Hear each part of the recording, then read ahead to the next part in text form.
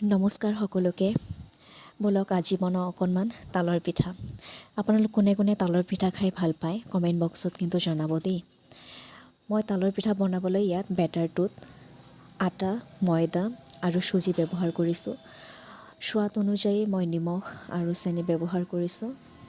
লগতে অকণমান জিৰা আৰু আপোনাৰ মহৰি ব্যৱহাৰ কৰিছোঁ। তাৰপাছত মই এনেকৈ বেটাৰটো ভালদৰে মাখি লৈ গৰম কেৰাহীত তেলটো গৰম কৰি এনেদৰে মই এৰি দি আছোঁ। গোল গোল যাতে হয় পিঠাখিনি, তেতিয়াহ'লে খাবলৈ ভাল হয়। বেটাৰটো বেছি পাতল কৰিব নালাগে, বেছি টাইটো কৰিব নালাগে, তেতিয়াহ'লে পিঠাটো ভাল হয়। যেনেকৈ মই ব্ৰাউন কালাৰ যেতিয়া আহি গ'ল পিঠাত, তেতিয়া মই নমাই লৈছোঁ।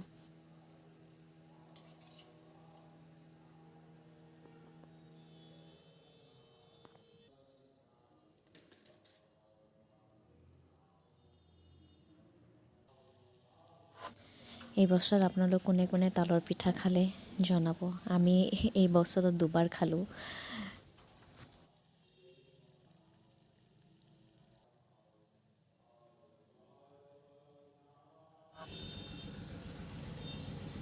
পিঠা ভজাৰ পাছত মই চাহ বনালোঁ। চাহ বনাই তাৰ পাছত সকলোৱে সন্ধিয়া খালোঁ।